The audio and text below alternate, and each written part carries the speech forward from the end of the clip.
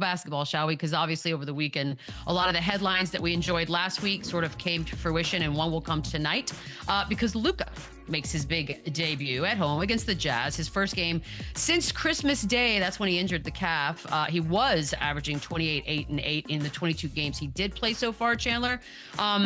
The latest shot, and there have been a lot of those going at Luka from the area of Dallas, but this comes from owner Patrick Dumont, who alluded to Luka not working hard and not having a singular focus to win. I mean, that's just work ethic, isn't it? He cited character and culture.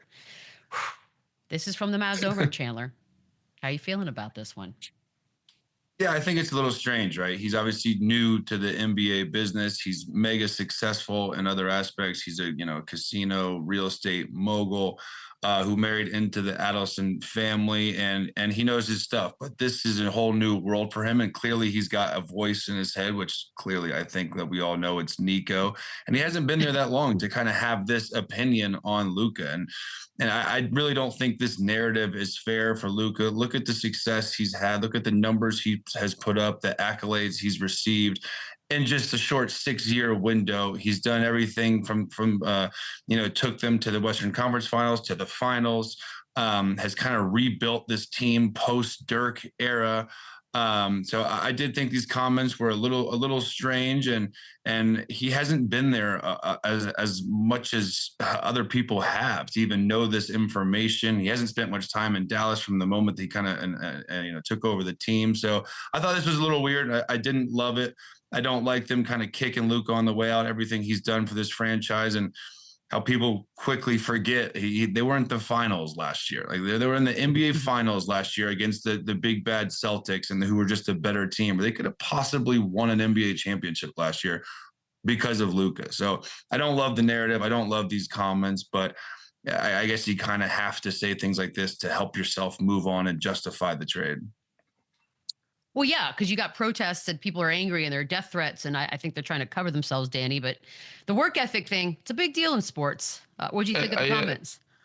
I thought it was interesting as well. And when I read, I don't know if we have it here, he listed a bunch of players, other players. He did. From the past, and none of them were Mavericks. So that was what he listed, by the way, Danny, just so you know, he listed Jordan, Bird, Kobe, and Shaq. Those were the guys he listed as having amazing. It's like, if you don't have that with them, you can't be part of the Dallas Mavericks culture. And it's like, all right, none of those guys were part of the Dallas Mavericks culture. So now if you listed Dirk, that makes sense, and a bunch of other Dallas Mavericks. But yes, to list the other guys that played for other organizations. But we get the point of what you're trying to say. And said, I think this was just a justification of why the deal happened, or why you allowed this deal to happen, because the city was not happy about it. And I'm gonna say tearing it down, but AD had a great debut to start. He had an injury already, but he is a good piece for them. Hopefully, he's not out in depth for a long time. But yes, this was just a justification to let the people know in the city, this is why we made the move we made. Yeah, I was an adductor, so you have to be effing kidding me that AD gets hurt after having such a great start to that game. But before they played the Pacers on Saturday, this is the Lakers, we're back to them, Rick Carlisle went up to Luka and wished him luck, to which Luka responded, and here's what we're all waiting on: "You should be happy I'm not playing." I do think we're going to get a lot of that, and I'm here for it because he does have that side to him. Over under 26.5 points for Luka tonight, Danny. I'm going to go over. I still don't think this is going to be the game where he comes, he unleashes. I think he's going to feel it out still, playing alongside other guys. But he's just too good of a scorer naturally to not get, if this is like a 32 over and under, I'd be like, all right, probably under.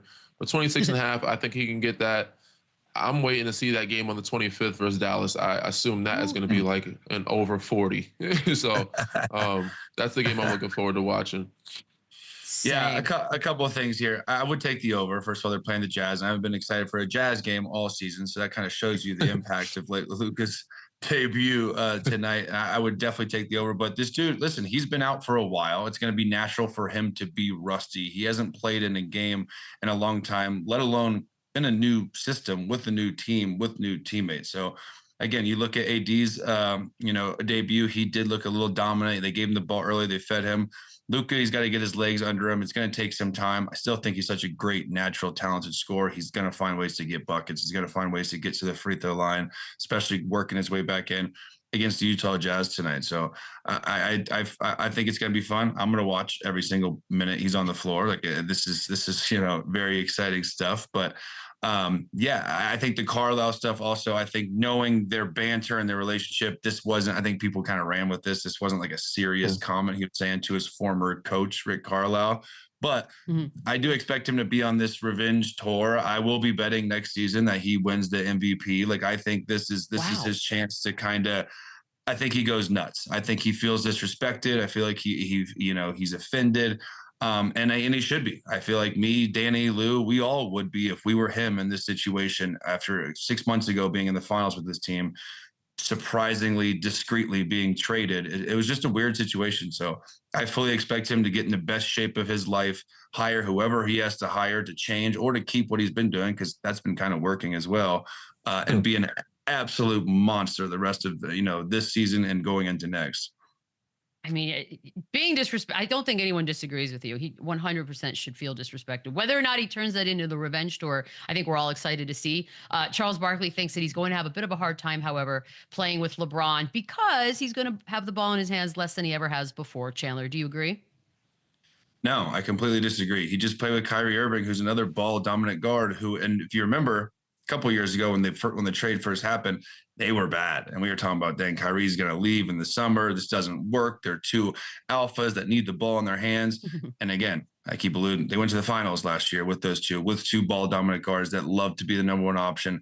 So no, I disagree. And I think that LeBron James at 40 years old, he knows he can be the number one option on certain nights, and he will be. But he was on record saying this is Anthony Davis's team before. This is now clearly Luka's team before. So there's going to be an adjustment period for both, and you're going to have that balance and find that. And that comes down to all of them. Comes down to Austin Reeves. Comes down to JJ Redick, kind of putting them in the right situation.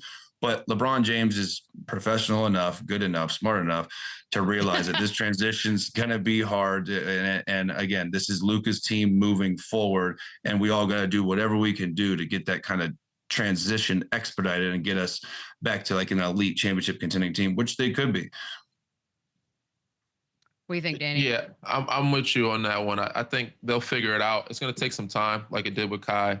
I think Kai and LeBron are very different types of ball-dominant guys. They brought a bunch of guys in throughout the years to try to lengthen LeBron's career and get him off the ball more. They brought in Russell Westbrook. They brought in D'Angelo Russell. They brought in Dennis Schroeder. They brought in all these guys, and ultimately it didn't change Bron's role. He's going to continue to do what he does, and he's going to be on the ball. So I think it might be harder for Bron to adjust to Luka than the other way around. But ultimately, they both will figure it out. They're very good players. They've been playing for a long time. And, we've seen sound bites of Bron when he, I guess, was off the ball a lot, when he had Austin and D'Lo. I think it was against that Warriors series when he was kind of, Draymond was like, we can't figure Bron out. He's playing different positions. He's slashing. He can do that, but I don't know how much he would want to do it and for how long. So I think they showed some times where he was a little frustrated. I'm out there still, I'm on the floor. I can still hoop. So we'll see how that happens or how it works out. But ultimately, I think end of the day, it's going to take some time, but they will figure it out. But it will be an adjustment for both players. I think more so Bron than it would be Luka. Can we talk about the trade that wasn't? That got done over the weekend, which was a little bit of a weird ticker thing. They trade for Mark Williams was completely rescinded because he failed his physical on the LA side. So that leaves them with Jackson Hayes, he's the starting center, and two-way centers Trey Jemison and Christian Coloco. You don't have Wood because he had the surgery. It seemed like they made a good move there, Chandler. They finally got the 5 that AD always wanted, and now they don't have him. So how big of a concern is that? I've never been a part of I don't know if you have, Chandler, a part of a locker room where something has happened. I would love to have Lou on, because I think Lou has been a part of a trade. A failed physical? A failed trade or a vetoed trade or something along those lines. But I can't imagine guys being happy or coming back to that locker room like in a energetic Dalton sense. Connect? You think it's weird? Chandler, what do you think, man? What you got? Let's call a spade here. This is awkward as hell for Dalton Connect, Cam Reddish to go back to that locker room and realize that, again, especially for Dalton, he's such a promising rookie. He's had such great flashes this year, being a huge part of this foundation moving forward for the Lakers. And they trade you. And we talk about the business of basketball. How do these players deal with these rumors? How does Kevin Durant, Bradley Beal go back to Phoenix with these rumors of being traded? These dudes were actually traded, actually moved, knowing that my front office, my owner, my GM, Rob Pelinka, thought we were better off with Mark Williams. So again, it is the business. We can still keep saying it's part of the business. Any other business in the world, this would be uncomfortable. This would be weird. It's definitely going to take some time to kind of be comfortable again in that locker room, but it's for the players in that locker room to make him feel wanted again. It's for the coaching staff to make him feel wanted. And honestly, once you start playing games again, people will not even talk about this anymore. But big picture is this is brutal for the Lakers. This everyone was giving them, A+ rankings and grades for the trade deadline. This is exactly what they needed, a lob threat for Luka to make him comfortable and play pick and roll. And now that doesn't happen. Now you're kind of stuck with these, light, mediocre type bigs that you have to believe in. You now are forced to play small ball lineups, which Luka is not really that great at, doesn't want. He's always loved a pick and roll, lob threat, rim runner guy. And Jackson Hayes is that. And Koloko can be that. But it doesn't carry the same weight as a Mark Williams, who's getting 16 and 10 and has shown such flashes of greatness. So it does put them in a little bit of a bind. I think they are going to be forced to go small with Vanderbilt and LeBron playing some 5. But it definitely shifts that, I said we did a show last week who won the trade deadline, and we all agreed that it was the Lakers, and a lot of that's to do with Luka. That also was to do with Mark Williams, and he was a huge part of he was exactly what they needed, and now they don't have him. Yeah, they went from an A+ to like a B- after the. I mean, Jackson Hayes, he played well. I seen him the other night against the Clippers. He had energy. He's ready. Looks like he's wanted to take on that role. But ultimately, for the duration of a game, for 48 minutes, they need not only him to be locked in, which I don't know if he can do, but they need another big behind him. Koloko, I think, is a young, up-and-coming big, but he's just not ready yet. So ultimately, you got to figure out a way. They can win some games, but they're not in a win-now situation. They had great moves for the future and win now when they had Mark Williams, but now it's just Luka. So it's like the future. You got to build around him this summer because you can't do it now. But this really took down their grade a ton because Mark Williams was a good piece. And he was averaging, even though he was 16 and 10, he was averaging 20 plus and 10 his last, so whatever games it was that he came back from injury. And think about they gave up a lot to get Mark Williams. So clearly they know that was a void, that was a hole that they needed to fill to make them a contender.